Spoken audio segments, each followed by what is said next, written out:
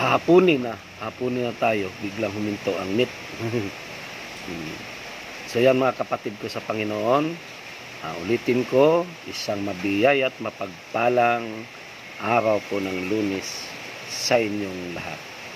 So ang ating pagbasa ngayon mga kapatid ko sa Panginoon ay ating hanguin sa Ebanghelyo ni San Mateo, Kabanata 5, talata 1 hanggang 12. So ito po yung ating Gospel of the Day ngayon. So sabi dito mga kapatid ko sa Panginoon sa Mateo 5:1 to 12, nang makita ni Jesus ang napakakapal na tao, umahon siya sa bundok. Pagkaupo niya, lumapit ang kanyang mga alagad at sila'y tinuruan niya ng ganito: mapalad ang mga aba na wala nang inaasahan kundi ang Diyos, sapagkat makakasama nila sa kanyang kaharian, o makakasama sila sa kanyang kaharian. Mapalad ang mga nahapis, sapagkat aliwin sila ng Diyos. Mapalad ang mga mapagpakumbaba, sapagkat tatamuhin nila ang ipinangako ng Diyos. Mapalad ang mga nagmimithing makatupad sa kalooban ng Diyos, sapagkat ipagkaloob sa kanila ang kanilang minimithi. Mapalad ang mga mahabagin, sapagkat kahabagan sila ng Diyos. Mapalad ang mga malinis na puso, sapagkat makikita nila ang Diyos. Mapalad ang mga gumagawa ng daan sa kapagkasundo, sapagkat sila ituturing ng Diyos na mga anak niya. Mapalad ang mga pinag-uusig dahil sa kanilang pagsunod sa kalooban ng Diyos, sapagkat makakasama sila sa kanyang kaharian. Mapalad kayo kapag dahil sa akin inaalimura kayo ng mga tao, pinag-uusig at pinagwiwikaan ng lahat ng uri ng kasamaan na pawang kasinungalingan. Magdiwang kayo at magalak, sapagkat malaki ang inyong gantimpala sa langit. Gayon din ang ginagawa ng mga tao sa mga propetang nauna sa inyo. Mga kapatid ko sa Panginoon, ang mabuting balita ng ating Panginoong Hesukristo. So purihin natin ang Diyos, purihin natin ang Panginoon. Salamat po Sister Jessica sa iyong maagang pagtunghay ng ating Ebanghelyo ngayon. Kumusta po kayo? So nawa malakas ang inyong wifi dyan o net, no? Dahil minsan yan ang hadlang ng ating pagpapanood. Minsan dito, no? Katulad kanina, biglang nawala, no? So simula pa lang, buti bumalik naman agad. So ang ating pagbasa ngayon mga kapatid ko sa Panginoon ay ito po yung pangangaral ng ating Panginoon Kristo doon sa bundok, no? Ito pong tinatawag na Sermon on the Mount, no? At ang pangaral ng Panginoong Hesukristo ito, ang pangaral niya o ang pangaral ng ating Panginoong Hesukristo ay makikita natin na ito ay patungkol sa mapapalad. Beatitudes, ika nga. So ano ba itong beatitude? Beatitude, ang kahulugan niya ay supreme blessedness o supreme happiness. Pag sinabing supreme, pinakamataas o pinaka-the best na pagpapala o biyaya. Pinaka-the best na pagpapala o biyaya. Ibig sabihin niya ng tinatawag na beatitude, supreme blessedness o supreme happiness. At pag sinabing supreme, pinakamataas o pinaka-the best na biyaya o pagpapala. Amen. O pag sinabing blessed person, no, mapalad, maginhawa, mabiyaya o lahat, no. So ipinapakita dito mga kapatid ko sa Panginoon Kristo na ang sermon na ito ay tinutukoy ng Panginoon kung sino itong mga taong mapalad. So ito ang ating theme, no, ngayon. O pinaka-topic na, ang topic natin ay Sermon on the Mount, pero ang ating tema, mga taong mapalad o the blessed person.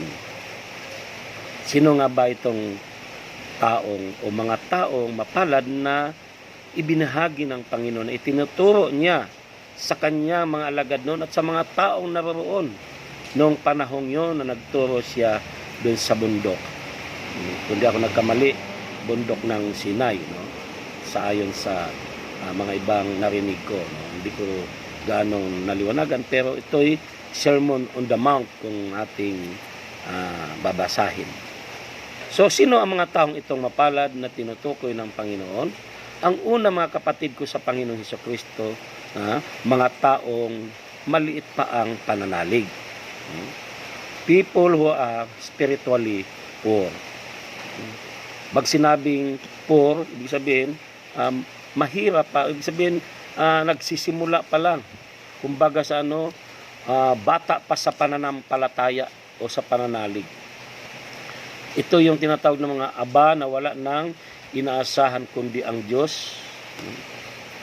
So spiritually poor are people who knows little about spiritual things but wants to learn. Mga taong kakaunti pa lang ang alam sa spiritual na bagay, subalit nagsusumikap na umunlad ang pananampalataya. Ito yung mga taong bago pa lang na nakikilala ang Diyos, bago pa lang naririnig ang mga salita ng Diyos. Subalit ito yung mga taong mapapalad na kung saan ito yung mga taong nagsusumikap na madagdagan ang kaalaman tungkol sa salita ng Diyos o sa mga salita ng Diyos. Ito yung mga taong anuman ang kalagayan nila ay nagsusumikap na madagdagan. Ibig sabihin, naglaan ng oras para makapakinig ng mga salita ng Diyos. Katulad ng ganitong oras, mga kapatid ko sa Panginoon. Dalang oras na ito ay oras na peligro. Kasi ang oras talagang ito ay oras ng antok. Kaya kakaunti lang talaga ang maaring makakasumpong sa panonood ng aking live na ito na kung saan ito yung oras de peligro. 2:00 ng hapon hanggang 3:00 ay oras ng antok po yan. At kung hindi natin mapaglabanan ng antok, talaga namang matutulog tayo. Pero ito nga po, no? Ito yung mga taong sinasabing aba sa pananampalataya, poor in spirit. Ito yung nagsusumikap. Katulad ninyo, mga kapatid ko sa Panginoon. Katulad ninyo na sa kabila na inaantok po kayo, nagsusumikap pa rin kayo makapanood sa mga mensahe ng Diyos katulad nitong aking binahagi ngayon. Ito yung mga taong mapalad na nagsusumikap na makapakinig ng salita ng Diyos, na kahit na quarantine ngayon, walang gawain ng Panginoong Diyos dahil naka-quarantine pa rin tayo, pero sa pamamagitan ng ganitong pagbabahagi sa FB, naglaan pa rin tayo ng oras. So, yan po mga kapatid ko sa Panginoon. Ito yung mga taong umaasa at nagsusumikap na makilala ang Diyos. Amen. So, mapalad ang mga taong katulad nito. So, mapalad ang mga taong ito na nagsusumikap na makilala ang Diyos. Bakit? Sapagkat makakasama nila ang Diyos. Makakasama sila sa karya ng Diyos. So, mapalad mga taong aba sa pananampalataya, yung mga taong mahina pa, nagsisimula pa lang ang buhay nila sa parting espiritual, subalit nagsusumikap na sa kabila ng sitwasyon na kanilang nararanasan. Ayun pa rin, hindi mo mapipigil sa pagdalo sa gawain ng Diyos. Walang sinisino. Ibig sabihin, kahit masama ang panahon, kahit na may karamdaman, nagsusumikap na makadalo sa gawain ng Diyos, makapakinig ng mga salita ng Diyos, at nagsusumikap, sa madalit sabi, nagsusumikap na makilala niya ang Diyos sa kanyang buhay. At ito nga po, mapalad. Bakit? Makakasama sila sa kaharian ng Diyos. Sabi po yan sa Matthew 25, 34. At sasabihin ng hari sa mga nasa kanan, halika kayo, mga pinagpala ng aking Ama, pumasok na kayo at manirahan sa kahariang inihanda para sa inyo mula panang likhain ang sanlibutan. Hallelujah. No? So yon ang tinatawag na mapalad, no? Blessed person, no? Ito yung mga taong maliit pa ang pananalig, subalit nagsusumikap na madagdagan, umunlad ang karunungan tungkol sa mga salita ng Diyos, umunlad ang kalaman tungkol sa mga salita ng Diyos. Amen po yan, mga kapatid ko sa Panginoon. So ang paksa natin ay a blessed person o ang team.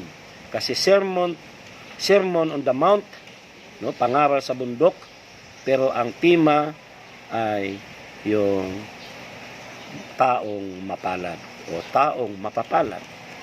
So ang una, yung mga taong mahina pa sa pananampalataya, subalit nagsusumikap na madagdagan, willing na maturuan, at nagsusumikap na makilala ang Diyos.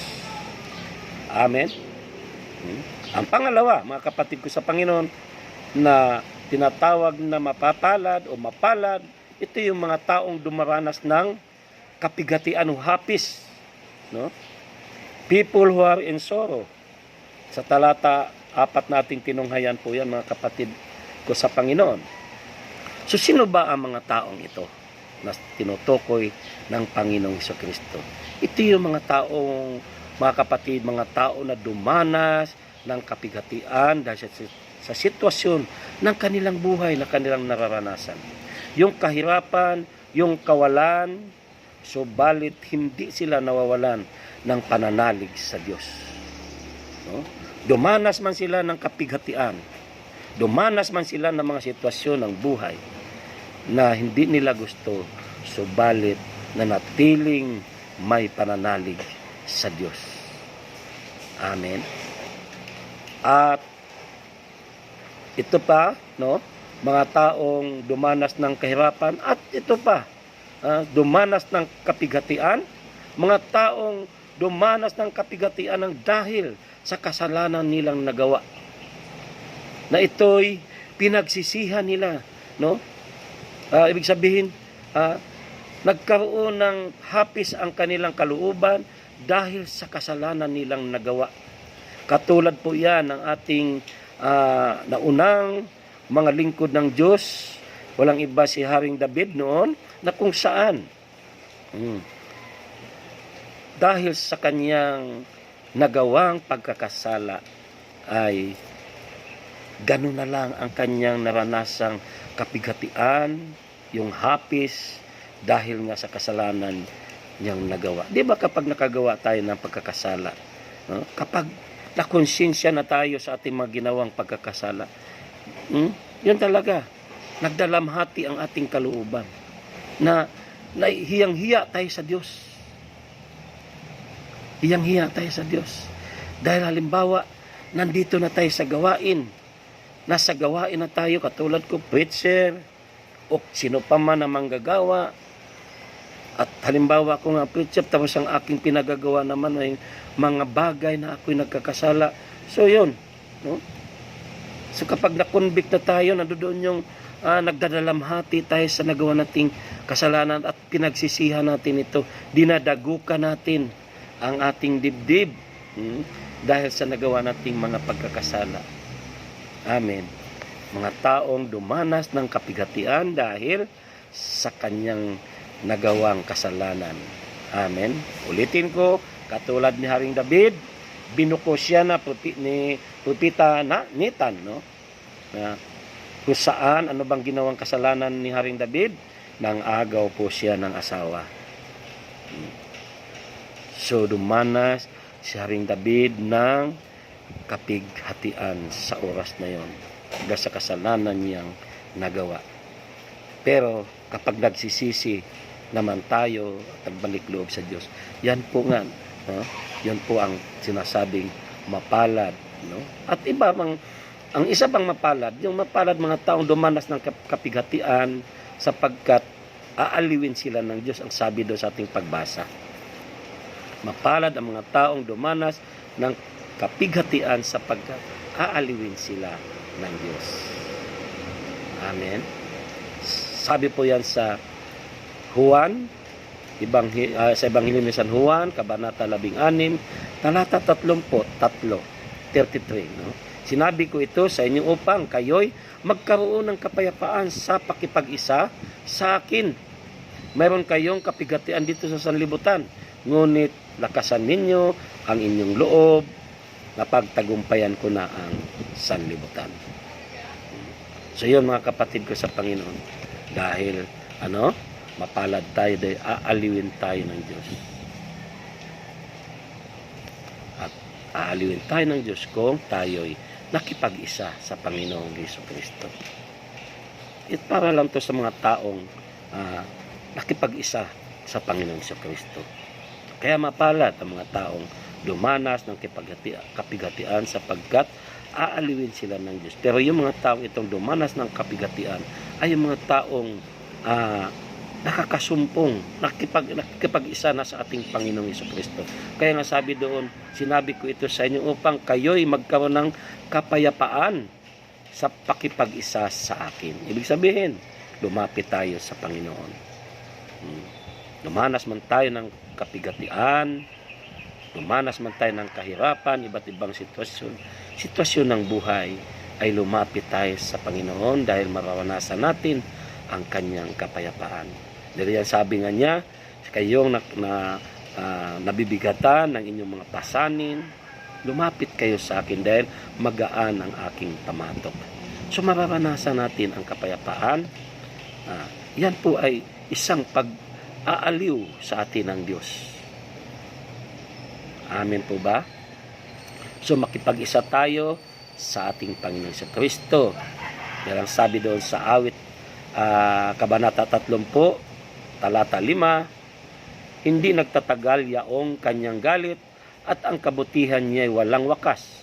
Ang abang may hapis at tigmak sa luha sa buong magdamag, sa bukang liwayway ay walang lungkot, kapalit ay galak. Amen. So, kapag lumapit tayo sa Panginoon, sandali lang ang kanyang galit, nagkakamali man tayo, nagkakasala man tayo, kapag lumapit tayo sa Kanya, yung kapighatian nating nararanasan ay mapapalitan ng, sabi doon, ang abang may hapis at tigmak ng luha sa buong magdamag, sa bukang liwayway ay wala ng lungkot, kapalit ay galak. Amen. At ang pag-aliw sa atin ng Panginoon, mga kapatid ko sa Panginoon Kristo, ay hindi lang sa kasalukuyan nating buhay. Ang kanyang pag-aliw, nabibisaya ako na, nakapagbisaya na naman ako.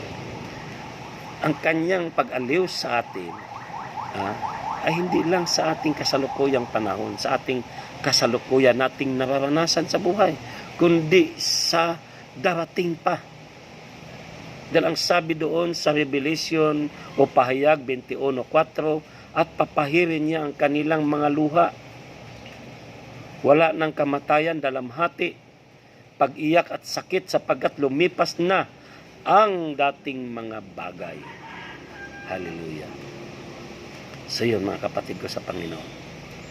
Ang mapapalad ay yung mga taong dumaranas ng hapis o kapighatian. People who are in sorrow. Amen. At yan ay pagpapalain tayo ng Diyos. Aaliwin tayo ng Diyos. Kapag tayo'y sa kabila ng lahat na nagkakasala tayo, sa kabila ng dumaranas tayo ng mga iba't ibang kapighatian, lumalapit tayo sa Diyos. At nagsisisi tayo sa ating mga nagawang pagkakasala, at ganun din yung mga problema at mga pagsubok nating nararanasan. at nagdulot ng kapighatian, lumapit lang tayo sa Diyos. At yan ang ating Panginoon, sabi nga, bibigyan tayo ng kagalakan. Kapalit ay galak. Amen. Mapalad, sabi sa ating pagbasa, ang mga taong dumaranas ng hapis. Bakit? Dahil aaliwin tayo ng Diyos. Pangatlo, mga kapatid ko sa Panginoon, ang mapapalad o mapalad, people who are humble. No? Mga taong may kababaan ng loob. Yan po sa talata 5 po yung ating tinunghayan. Mapalad ang mapagpakumbaba sapagkat tatamuhin nila ang ipinangako ng Diyos.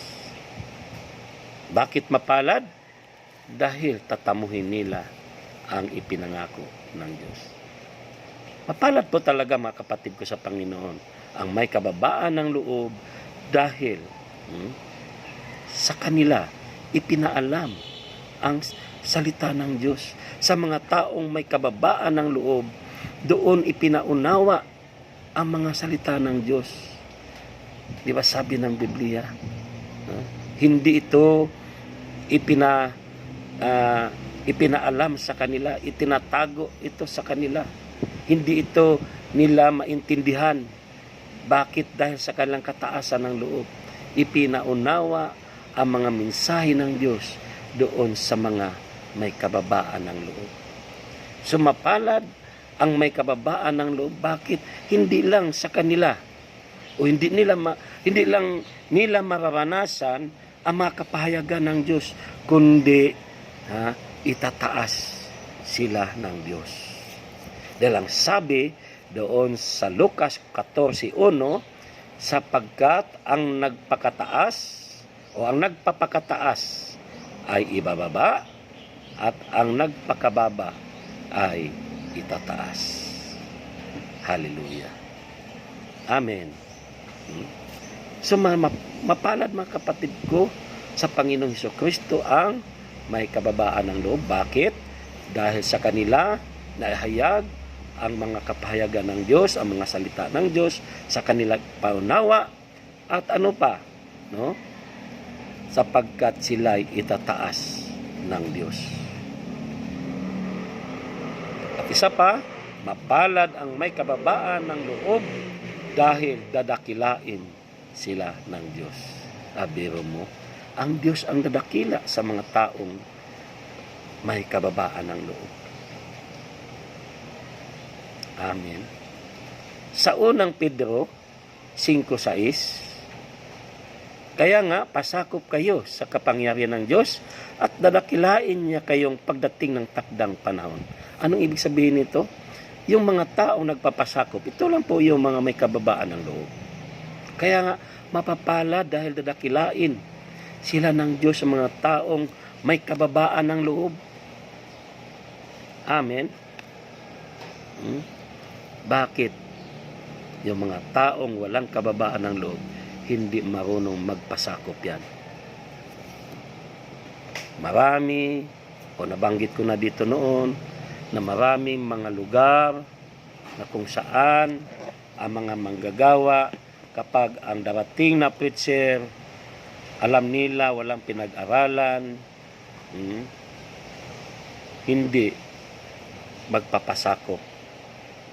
Bakit ako susunod sa iyo? Mas mataas ang aking pinag-aaralan. Mas mataas ang aking natapos. Ikaw, hindi ka nga gumraduate ng high school, hindi ka nga nakapag-college, o hindi ka nga nakapag-elementarya. So yan, doon makita ang mga taong may kataasan ng loob.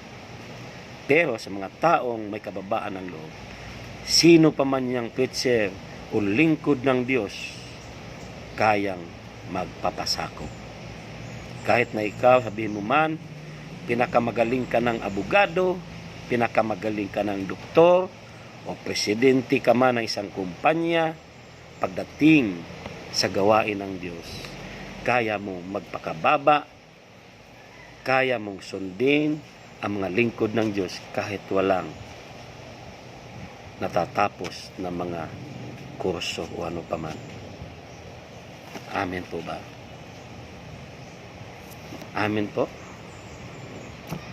Sabi doon sa Kawikaan 22:4, ang pagkatakot kay Yahweh at ang kapagkumbabaan ay nagbubunga ng yaman, buhay at karangalan. O yun pala. Ibig sabihin, kapag nakitaan ka ng kababaan ng loob sa iyong buhay, kahit sabihin mo man mataas na tao ka, mayaman ka sa isang lipunan, tinitingala ka ng taong bayan, pagdating sa gawain ng Diyos, marunong kang magpasakop dahil bakit?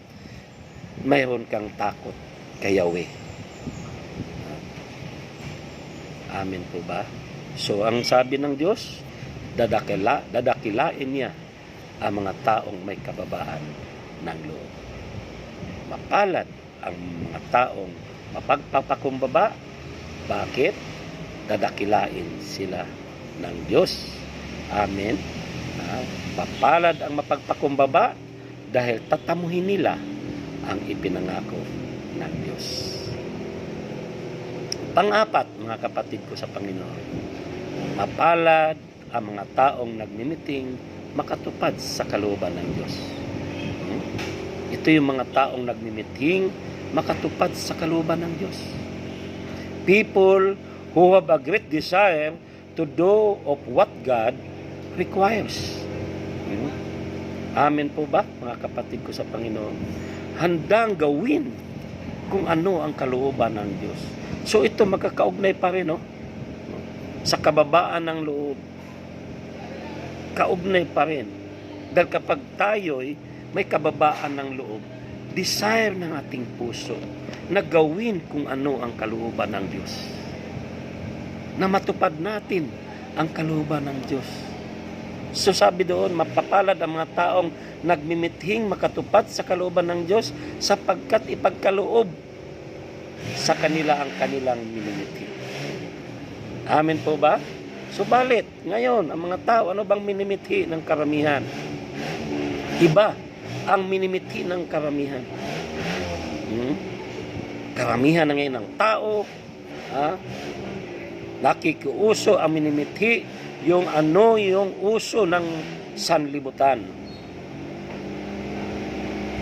Uso ang korupsyon, pagnanakaw sa kaban ng yaman, o pangungurakot, yan ang minimithi ng iba.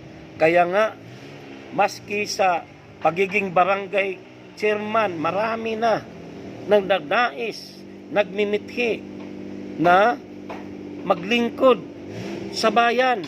Pero ano ang dinidesire ng puso? Para makapangurakot. Magnakaw sa kaban ng yaman ng bayan. Nagmimithi o ang minimithi ng puso ay ang masamang pamamaraan. Yumaman sa pamamagitan ng masamang pamamaraan. Yan ang minimithi ng iba.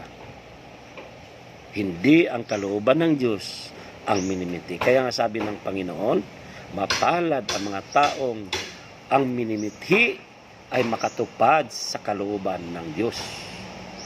Amen po ba? Yung pagmimithi natin na matupad ang kalooban ng Diyos ay talaga naman tutulungan tayo ng Diyos. Ano ang ibang ginagawa? Iba ang ginagawa ng iba. Ginagawa kung ano ang mga tradisyon ng tao, minimithi, yung party-party, katulad ng tradisyon na tuwing araw ng patay, tinatawag nating Halloween, tradisyon ng tao yan. So ano nangyayari? Ito ang minimithi ng iba, na magkaroon ng Halloween party. Amen. So hindi tama. Labag sa kalooban ng Diyos. Ayon sa Filipos 4:8-9, sa wakas mga kapatid, dapat maging laman ng inyong isip ang mga bagay na karapat-dapat at kapuri-puri. mga bagay na totoo, marangal, matuwid, malinis, kaibig-ibig at kagalang-galang. Isagawa ninyo ang lahat ng inyong natutuhan, tinanggap, narinig at nakita sa akin. Kung magkagayon, sa inyo ang Diyos na nagbibigay ng kapayapaan. So ito mga kapatid ko sa Panginoon, ang dapat nating pagamitiin sa ating buhay ang kalooban ng Diyos. Kapuri-puri na mga bagay, kaibig-ibig, kagalang-galang, malinis. Amen po. Ulitin ko itong dapat nating pagamitiin sa buhay. Dahil ang sabi ng Panginoon, yung mapalad ang mga taong minimithi na gawin ang kalooban ng Diyos. At ang kalooban ng Diyos ay ang mga bagay na matuwid. Amen. Kapuri-puri, kaibig-ibig, kagalang-galang. Kaya sabi niya, isagawa ninyo ang lahat ng inyong natutuhan. Tinanggap, narinig. Ibig sabihin, yung aral ng Panginoon. Yung aral niya na ating natutunan. Ito ang dapat nating pagamitiin na gawin. Yung mga aral nating tinanggap, nating narinig. At sabi din kung magkagayon, sa inyo ang Diyos na nagbibigay ng kapayapaan. Amen po ba? At sabi doon sa unang Pedro 3:12, ang mata ng Panginoon nakatuon sa matuwid. Panalangin nila ay malugod na agad dinirinig. Ayon, hallelujah. So dinirinig agad ang panalangin ng mga taong nagmimithi, sa mga taong nagmimithing gumawa ng matuwid.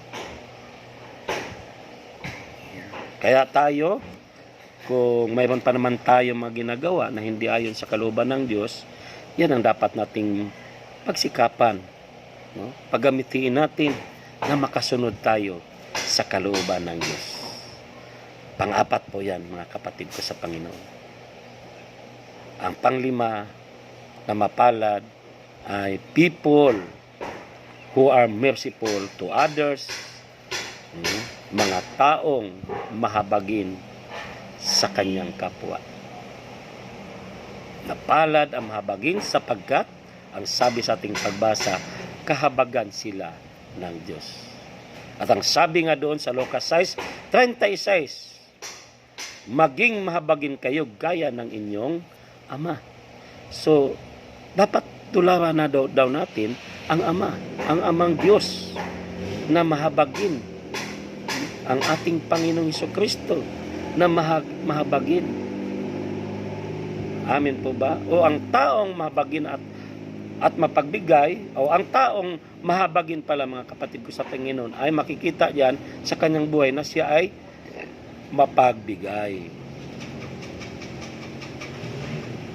Dahil alam niya na sa kanyang ginagawa, sa kanyang pagbibigay, alam niya na ang kanyang pagbibigay ay kanya itong aanihin. Ibig sabihin, no? Yun nga, no? Isinasabuhay yung mga salita ng Diyos. So nagiging merciful tayo. Makakonekta po yun mga kapatid ko sa Panginoon. Mapalad ang mga taong mahabagin dahil kahabagan sila ng Diyos. At pag maging mahabagin na tayo, papunta na tayo doon sa ibig sabihin yung may kabababaan ng loob pala, no?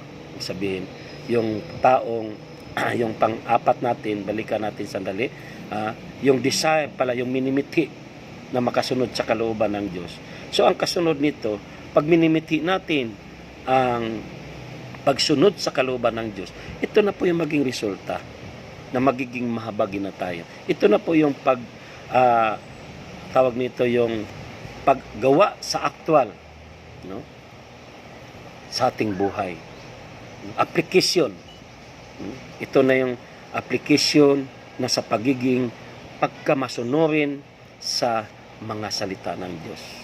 At ang resulta, nagiging mahabagin tayo at nandoon yung tinatawag nating kaya mo nagawa ang mga bagay na yan dahil ikaw ay mayroong pananalig sa Diyos.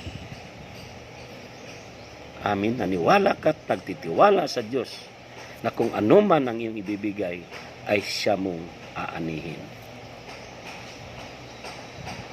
Amen. Naniwala tayo na sa salita ng Diyos, na sabi doon sa Lucas 6:38, magbigay kayo at bibigyan kayo ng Diyos, hustong takal, siksik, liglig at umaapaw pa ang ibibigay sa inyo, sapagkat ang takalang ginagamit ninyo sa iba ay siya ring gagamitin ng Diyos sa inyo. Amen. So yun, kaya pala nagiging mapalad tayo kapag tayo'y mapagbigay o mahabagin. Dahil sa ating pagkamahabagin, magiging matulungin tayo, mapagbigay tayo, at pagpapakita yan na tayo nananalig sa kanyang mga salita. Kaya nagawa natin na sumunod o nagsasabuhay o isinasabuhay ang mga salita ng Panginoon na itinuturo niya sa atin. Pangpito, na mapalad, tinutukoy ng Panginoon sa kanyang pangangaral sa bundok, people who works for peace. Mga taong gumawa ng ipagkakasundo. No? Mga taong gumagawa sa ipagkakasundo. No? Yung namamagitan. So mapalad ang mga taong gumagawa sa ipagkakasundo sapagkat ituturing silang mga anak ng Diyos. Hallelujah. Kung tayo pala namamagitan, kasi yung mga taong iba, imbis na namamagitan, magdagdag pa ng kaguluhan. Halimbawa, yung kapatiran nagkaroon ng konting pagkatatampuhan, yung imbis na mamamagitan ng ibang kapatiran, magdagdag pa ng kaguluhan. O ganyan talaga, kakampi doon sa isa. O kaya dito sa kabila, kakampi. Talagang ganyan niya. Ano mo nga yan? Huwag mo ngang batiin yan. Huwag mo ngang pansinin yan. So, bakit siya mapalad? Dahil ituturing silang mga anak ng Diyos. Amen. So, ito mga kapatid ko sa Panginoon, yung bagay nito, yung gumagawa tayo ng pamaraan o ginagawa natin upang ipagkasundo natin ang ating kapwa, yung medyo nagkatampuhan, ay ito'y pakipagrelasyon, no? Pakipagrelasyon din natin. Amen po ba? Dahil sabi doon sa unang Korinto, Kabanata 10, talata 11 hanggang 20. Malaya ako at di alipin ni numan, ngunit napaalipin ako sa lahat upang makahikayat ako ng lalong marami sa piling ng mga Hudyo. Ako'y nag-asal Hudyo upang mahikayat ko sila, bagamat hindi ako saklaw ng kautusan, na pailalim ako rito samantalang kasama ko ang mga nasa ilalim ng kautusan upang mahikayat ko sila. So ito yung ating naunang mga lingkod o lingkod ng Diyos. No? Na kung saan pag nandoon siya sa mga hintil siya. Nagpakahintil siya, pag pumunta siya sa mga Hudyo, nagiging Hudyo siya. So, yung pakipagkasundo ba, imbes na kaguluhan, ang dala natin, dapat peace o kapayapaan ang ating dala. At ito ay nagagawa, mga kapatid ko sa Panginoon, nagagawa ng isang tao ang bagay na ito dahil sa ating pagmamahal sa Diyos. Amen po. Dahil ang sabi doon sa unang Juan 3:1, isipin ninyo kung gaano kalaki ang pag-ibig sa atin ng Ama. Tinawag niya tayo mga anak ng Diyos at yan ang totoo. So, ang pag-ibig ng Diyos sa atin. Ang pag-ibig ng Diyos na sa atin, kaya nagagawa natin ang pakipagkasundo sa ating kapwa, sa mga taong nagtatampuhan, hindi tayo dapat maging sanhi ng lalo pang kaguluhan. At ang huli, mga kapatid ko sa Panginoon, panghuli na mapalad, people who are persecuted because of Jesus. Mapalad ang mga taong dumadanas ng pag-uusig dahil sa pagsunod sa kalooban ng Diyos. Paano daw maging mapalad? Mga taong inuusig dahil sa pagsunod sa kalooban ng Diyos. Bakit mapalad ang mga taong ito? Dahil ang Diyos ang magbigay sa kanila ng gantimpala. Halimbawa tayo sa ating paglilingkod sa Diyos, sa ating ginagawang paglilingkod, sa pagsunod sa kalooban ng Diyos, inaalipusta tayo, no? Inaalipusta tayo sa ating, o inuusig tayo sa ating mga kaibigan, maging ang ating pamilya. Marami sa ating panahon ngayon, ang ina na nagsusumikap makasunod sa kalooban ng Diyos, inuusig ng asawa, inuusig ng mga anak. Ano bang makukuha mo dyan, mama? Ano bang makukuha mo dyan, sweetheart? Yan yun. Wala kang mapapala dyan sa kadadalo mo sa El Shaddai. Inuusig tayo. Yung binibigay mong ikapo, malaking bagay yan sa mga gastusin natin. Inaaway yan. Ang iba naman, ang inuusig yung anak. Kasi nasa gawain. Ang anak ang unang tinawag. So ang magulang naman ang umuusig. O kaya mga kaibigan, bakit lumalayo ka na sa amin? Simula nung umatin ka dyan, naging dancer ka dyan, naging choir ka sa El Shaddai, nakalimutan mo na kami. Ganyan. Ayaw mo na sumama sa amin. Katulad ko noon, nung magsimula akong umatin sa gawain ng Diyos, ang sabi ng aking mga kapitbahay, ayaw mo na sumama sa amin. Ayaw mo na makipag-inuman sa amin. Ganyan. Uusigin ka. Dahil sa, sa ginagawa mong pagsunod sa kalooban ng Diyos. Amen. Ang sabi sa unang Pedro 5:10, pagkatapos ninyong magtiis na makinig, pagkatapos ninyong magtiis ng maikling panahon, ang Diyos na bukal ng lahat ng pagpapala, ang siyang magbibigay sa inyo ng kaganapan, katatagan, at isang saligang matibay at di matitinag. Siya rin ang humirang sa inyo upang makihati kayo sa kanyang walang hanggang kaluwalhatian kasama ni Kristo. Amen, mga kapatid ko sa Panginoon. Nandyan pa ba kayo? Kasama ko pa ba kayo, mga kapatid ko sa Panginoon? Salamat sa Diyos at wala ng ulan. So ang ating paksa, mga kapatid ko sa Panginoon, ay Sermon on the Mount, no? Pangaral sa bundok. Pero ang pinaka-team natin, mga taong mapalad o the blessed person. At ang katanungan, sino ang mga taong tinutukoy ng Panginoon na mapalad? Una, mga taong aba ang pananalig sa Diyos, no? Ibig sabihin, maliit pa ang pananalig sa Diyos. People who are spiritually poor. Yan ang una, mga kapatid ko sa Panginoon. At ang pangalawa, people who are in sorrow, o mga taong dumaranas ng hapis.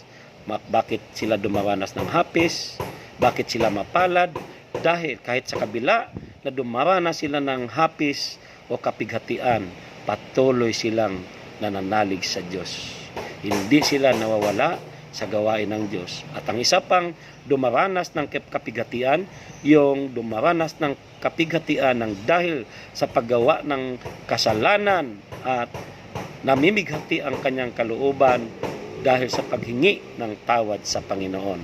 Katulad ni Haring David, nung magkasala siya sa Diyos, nang inagaw niya ang asawa ng kanyang sundalo. Kaya sabi, mapalad ang mga taong dumaranas ng kapighatian. No?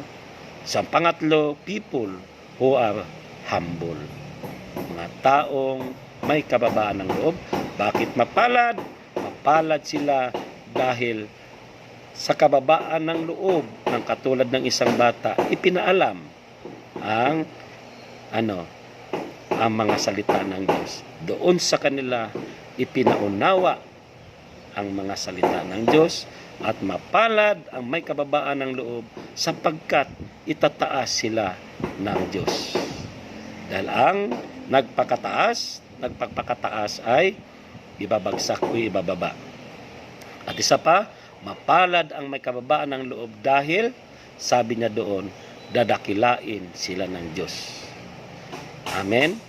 At pang-apat na mapalad, people who have a great desire to do of what God requires. No? Mga taong nagmimithing makatupad sa kalooban ng Diyos. Mapalad tayo dahil ipagkaloob sa atin o sa kanilang nagmimithi ang kanilang minimithi. Amen. At ang panglima, people who are merciful to others, o mga taong mahabagin sa kapwa. Amen. Dahil ang mga taong mahabagin ay kahabagan sila ng Diyos. At pang-anim, people who have pure heart, mga taong malinis na puso. Mga taong malinis ang puso. Amen. Mga taong iniiwasan ang mga mahahalay na bagay. Amen. Mga taong iniiwasan ang paggawa ng mga masasama. Amen. Ibig sabihin, mapalad dahil makikita ang Diyos. Makikita nila ang Diyos. Makikita ang Diyos ng mga taong may malinis na puso. Ang pangpito, people who works for peace. Mga taong gumawa o gumagawa sa ipagkakasundo. At panghuli na mapalad, people who are persecuted because of Jesus. Mga taong dumanas ng pag-uusig dahil sa pagsunod sa kalooban ng Diyos o sa ating Panginoong Hesus. Amen. Nandyan pa ba kayo, mga kapatid ko sa Panginoon?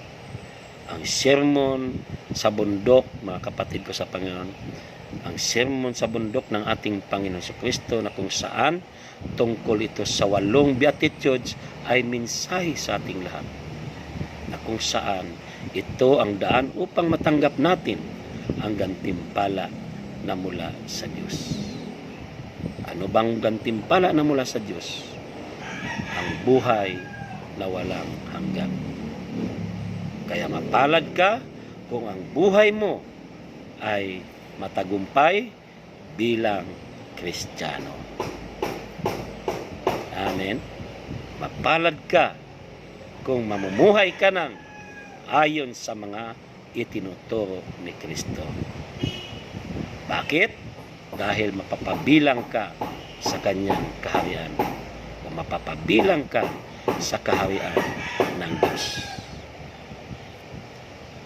Kaya mga kapatid ko sa Panginoon, kung anuman ang mga bagay pang hindi kalugod-lugod sa Diyos na nasa buhay mo, ilapit natin sa Panginoon yan. Ilapit natin sa Diyos at pagsisihan natin ang mga bagay na ating ginawa at paghariin natin si Jesus sa ating mga buhay. Amen. Paghariin si Jesus sa ating mga puso. Amen po, mga kapatid ko sa Panginoon. So yun lang po, mga kapatid ko sa Panginoon Kristo. ang aking ibabahagi ngayon. Medyo mahaba, pero ito lang tinalakay ko, yung 8 binanggit ng Panginoon sa kanyang pangangaral sa bundok o pangaral niya sa bundok, Sermon on the Mount. At tungkol ito sa mga taong mapapalad. Maraming salamat po sa inyong pagtunghay. Salamat po, Sister Dulce Barol. Marami pa pala. Salamat po. Shh! Ingay kayo ha. Mga alaga ko nag-ingay. Sister Mine Mersa, salamat po. Sa aking sister wife, salamat po. Milani Sinson Sasam. Sister Jessica Lopez. Sister Jessica Lopez. Mark Rupabili. Sister Salome Onso Argalon. Sister Salome Onso Argalon. Virgil Yanira Amoncio. Maring Virgie, salamat sa iyong pagtunghay. Kumusta si Paring Arvin? Kayo buong pamilya, no? Kumusta kayo dyan? So, sabay-sabay na tayo manalangin mamaya. Basahin ko muna itong lahat na nanonood. Sister Ellen Mayoga Pahardo, Karen Panagiton, Sister Karen Panagiton, sino pa ba? Sister Dulce Barol, no? Yun. Salamat po, Sister Dulce. At sa sino pa mang tutunghay sa mensaheng ito, sa live na ito, lubin ng Diyos na tayong lahat ay pagpalain. At dalangin ko na tayong lahat na mga patuloy na nananalig sa ating Panginoong Hesus. Dalangin ko anuman ang inyong mga kahilingan, kayo po'y mga answered prayer na. No?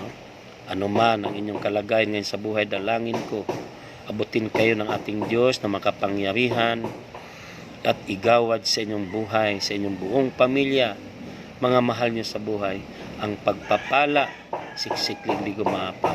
Kung may karamdaman, dalangin ko ang kagalingan sa pangalan ni Jesus. At kung sitwasyon o kawalan, dalangin ko darating ang tulong ng Diyos. At Lord, pagpalain mo ang sinupamang makatunghay nito. Ingatan mo po ang aking mga kapatiran, lahat. Ingatan at ilayo sa anong mga kapahamakan. Pagpalain mo ang aming punong lingkod, Brother Mike Sibilardi, kanyang buong pamilya, at ganoon din po, O Diyos, pagpalain ang buhay nila Brother Ray Vargas, Brother Rapi de los Reyes, Brother Rex America, Brother Niding Cabello, Brother Renan Bay Gonzales, Brother Aristi Talain, Brother John Ilagan, Brother Buet Balisbis, Brother Ed Traballo, Brother Romy Camacho, Brother Dante Landitso, Brother Rolly Bunyon, Brother Romy Gascon, at iba pa na mga preachers na mga lingkod mo, Panginoon, na hindi ko nababanggit, mga SBD, SBDT, assistant elders, Lord, kaming lahat na mga hinirang mo sa kapanahunan, kasama ang lahat ng mga anak mo, mga membro sa ministry ito, lahat ng mga nananalig na nampalataya sa iyo. O Diyos, dalangin ko na kami ay pagpalain sa lahat ng aspeto ng aming buhay. Pagpalain mo po, Panginoon, ang mga tao rin na patuloy na nagbibigay, di ko man po mabanggit na ang kanilang mga pangalan, lahat na pipsisi sa buong mundo, mga taong mga ginagamit upang maging pagpapala para sa mga lingkod mo, O Diyos. Ibalik mo po sa kanila ng higit pa sa kanilang inaasahang pagpapala sa pangalan ni Jesus. Pagpalay mo po ang aming mga kaparian mula sa aming mahal na Santo Papa, mga obispo, kardinal, at lahat po sila, Panginoon, ng mga lingkod mo, lingkod pare ng ang aming inang simbahan. Nalangin kong patuloy mong ingatan ilayo sa anumang mga kapahamakan. Pagpalay mo rin, Panginoon, ang aming Pangulo, Rodrigo Duterte, kasama ang kanyang mga kabinete o mga lingkod ng bayan mula sa pagiging senador, congressman, mayor, gobernador o ano pa man mga lingkod bayan, at lalo na o Diyos ang mga nasa frontliners na mga doktor, mga nurse, DSWD at iba pa. Talangin ko kaming lahat o Diyos na pagpalain ang aming buhay ilayo sa anumang mga kapahamakan.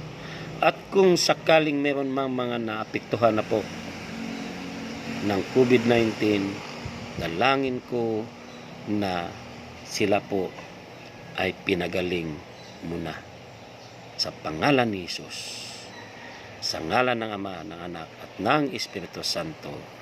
Amen at amen. So mga kapatid ko sa Panginoon, maraming salamat at patuloy akong nag-invite sa inyo sa lahat ng makatunghay ngayon. Maging hindi dito sa Bohol, pero ito para talaga dito sa Tagbilaran o sa PFCC 39 Bohol, na sa darating na Biyernes ay magdaos tayo ng anniversary sa gawain ng Garcia, Kanayaon o Antipolo. Sama-sama po sila at yan po ay gagawin sa oras ng alas 6 ng hapon hanggang alas 9 ng gabi. At sa pamamagitan dito sa opisina, at manood po kayo, abangan ninyo sa aking wall na ito, sa aking live FB, sa EDSASAM. Dito mo ninyo mapapanood dyan. No? First talk, ang ating kapatid, ang DIC ng Area 5, Brother Chupilo Singkol, then healing message, ang head disciple ng PFCC 39 Bohol, Brother Darwin de la Peña. So yun po mga kapatid ko sa Panginoon, no? At sino mang mga gustong mag-anniversary, no? Di man magkatipon-tipon sa lugar ninyo, pwedeng idaos ang anniversary sa pamamagitan ng live dito sa opisina. Bagamat nandyan lang kayo sa inyong mga tahanan, manood kayo ng live. Ito'y pagbibigay, pasasalamat sa Diyos, thanksgiving, no? Pagdaraos sa kabila na naka-lockdown tayo, kaya nating idaraos, i-celebrate ang anniversary ng gawain ng Diyos, no? So yan mga kapatid ko sa Panginoon. So maraming salamat po, at sa araw po muli ng bukas, kung lulubin ng Diyos, tayo po ay magbabahagi, no? Depende po yan kung anong oras magsisimula ang so maaring agahan ko kung magsisimula sila, no, sa bating hapon. Agahan ko siguro ng kaunti, no? Lulubin ng Diyos, no, mga kapatid ko sa Panginoon. So yan, gusto ko kaya ko ipinaalam sa inyo, gusto ko magsama-sama muli tayo sa pagninilay sa mga salita ng Diyos. At nawa may napulot kayong aral sa ating pinag-usapan ngayon na mensahe at nakadagdag sa inyong buhay pananampalataya, no? So wala akong ibang masasabi pa kundi sumaatin ang biyaya at pagpapala ng Diyos. Amen at amen.